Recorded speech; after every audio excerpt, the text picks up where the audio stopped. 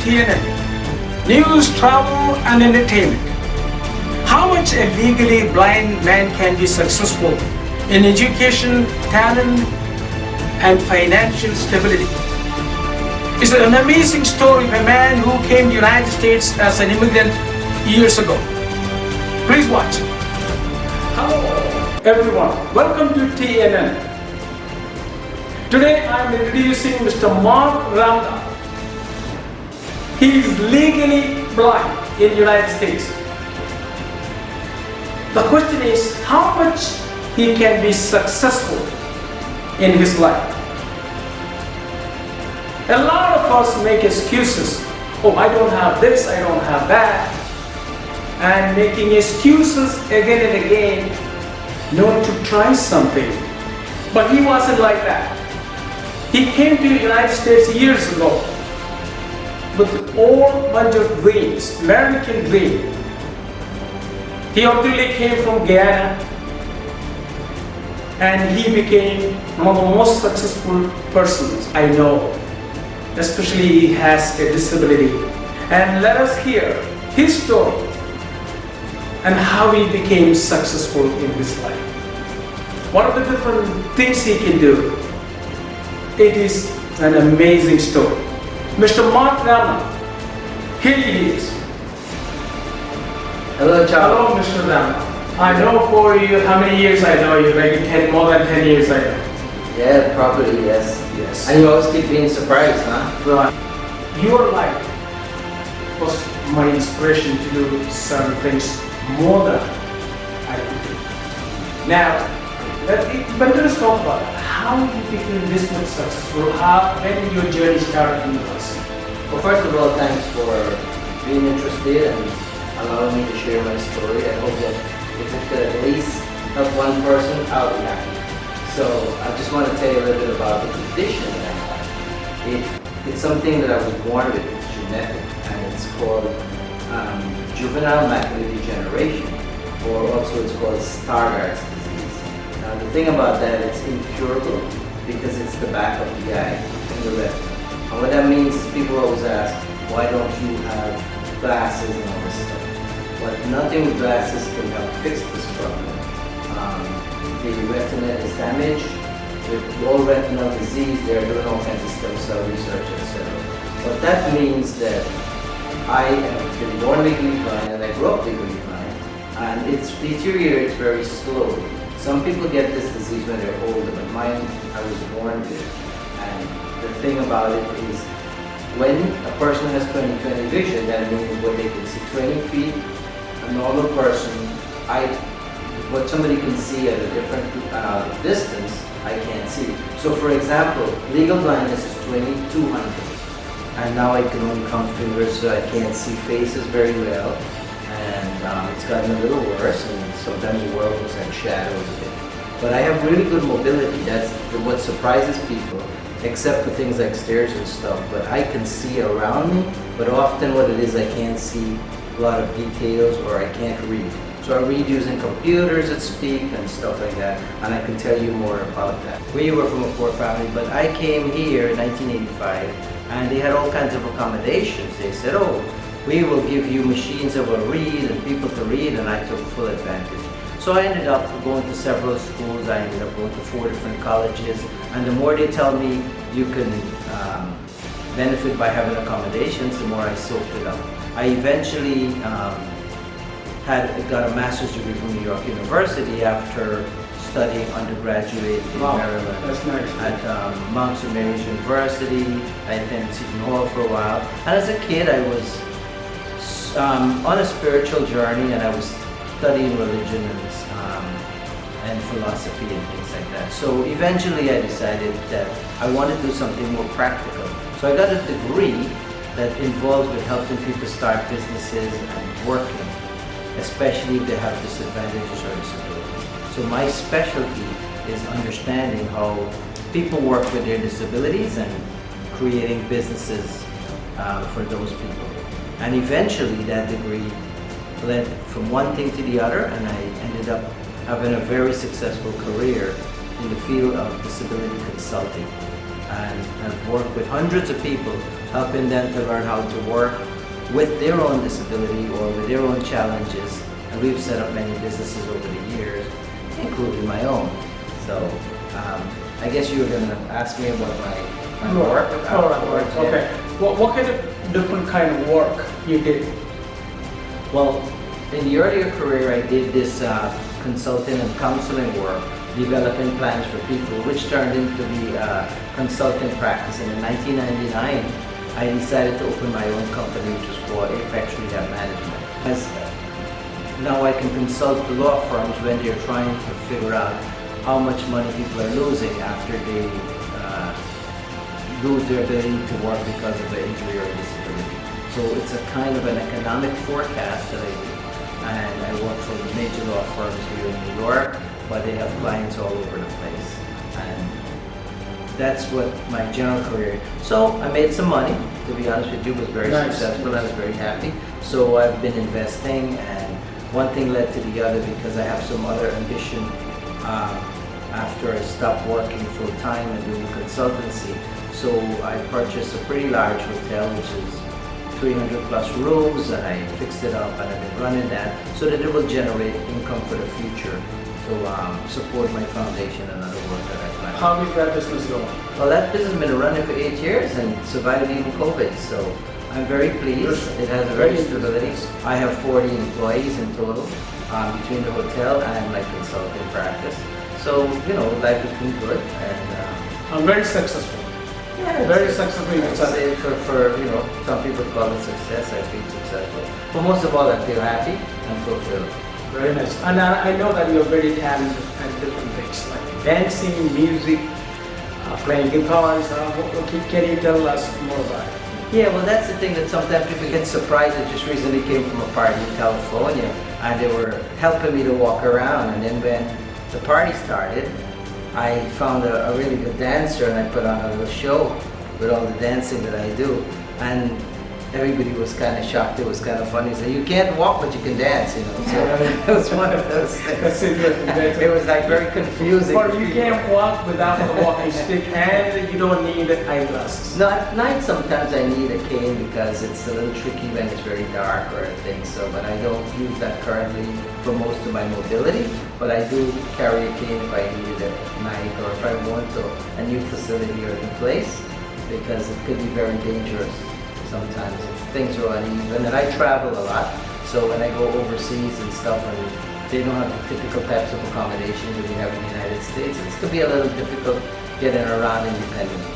And also you travel in India, Kerala, and some other states, and then other states in India. Been to more places than Indians and Indians. I've traveled to Kerala, to Mysore, to Delhi, Agra, and Bangalore, and Goa, and so I've been all over Maharashtra. So I've traveled around India, and I do like traveling because I like interacting with people. But also you have family back in India because your ancestors from India to here, no? Yeah. So you have some family which you may not know, but you still have it. Yeah, we have ancestry. We formed a line. Most of them come from UP and Madras area. Right. So it's a South Indian, and we know the story, the history. Yeah, so that's how most of the guys come here. But most of all, you try to live life with what you got. That is correct. What are the different kinds of dance styles you can dance? Well, my passion now is tango. Argentine tango. I know, I have seen it. It's beautiful. Yeah. And as a matter of fact, you should dance today for us. I'll try. So I have to dance. So I do a lot of Latin dancing, and I like swing, and I like hustle, and I've done foxtrot and waltz and all that. Oh, all different kinds of styles. That's amazing. I can do that. Very much. Now also you can play guitar, and you can play music, and you can sing. I have fun. It's an amazing. Recently I just came back from a trip. I was in South America, and people always ask me, so for a blind guy, what the heck? What's your secret?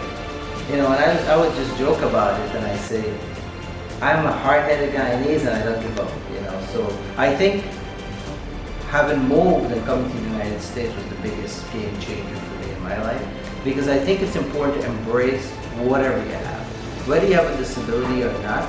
But then also tune in to the great gifts that we all have, and most of the time it's internal. We limit ourselves because we don't have that internal focus to say that we have this powerful mind. And you always had a passion to succeed. Right. But you want to succeed in life regardless. Forget about disability, you're going to succeed. But that's it's not, what you're determined to do. you know, it's not laborious. People think, oh, just work hard. I have a strong work ethic. But it's perspective. This is the difference between people who work hard. And people who work hard, and before the myth of Sisyphus, you push in the rock up the hill and then it comes back down and you push it up. Right. So it's, you know, this is kind of like, now, if you have to live graciously and understand, to me, and in my own situation, I don't feel like it's laborious. I don't feel like it's like a grind to get better. Although I enjoy working and being productive and creative and everything like that. But it's a beautiful story, beautiful story. Thank you. It's an amazing story. Thank you. And do you have a few words to, what would you say and how they can improve their life? What kind of inspiration you can give it to those people?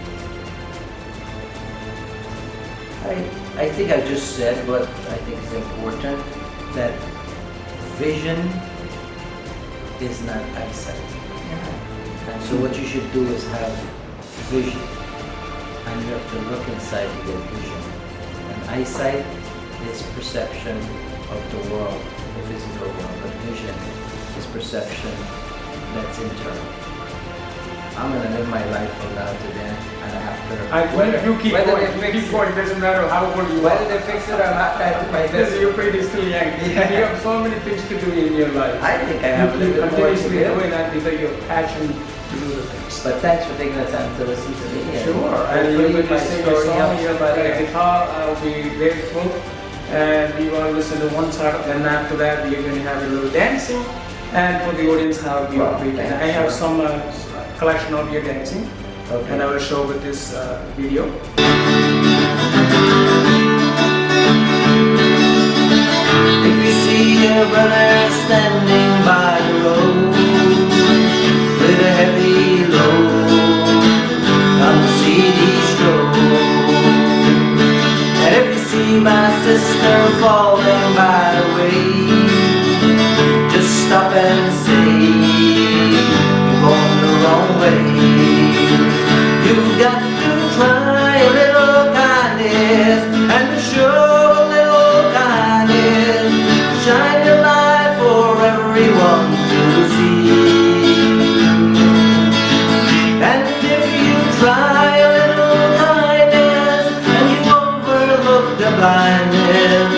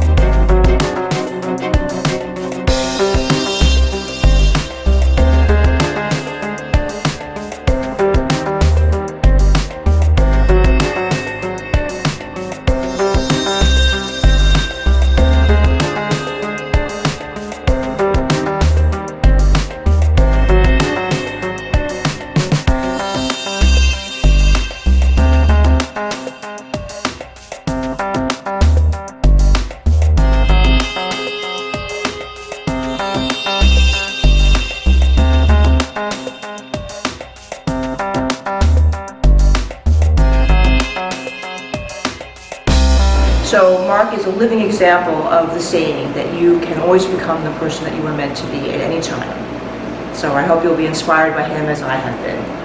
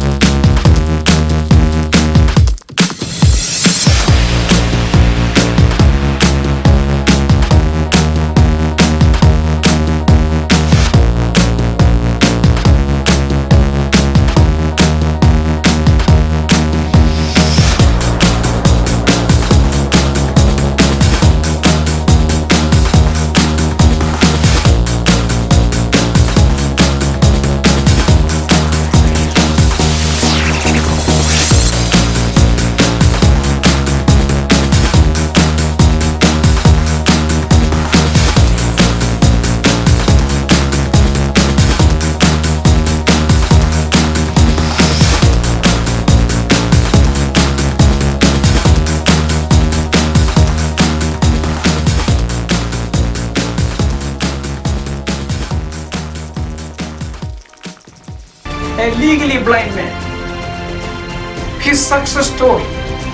This will be an inspiration to all of us, especially those who make excuses in their life. For TNN, Charles Thomas. See you next time. Thank you.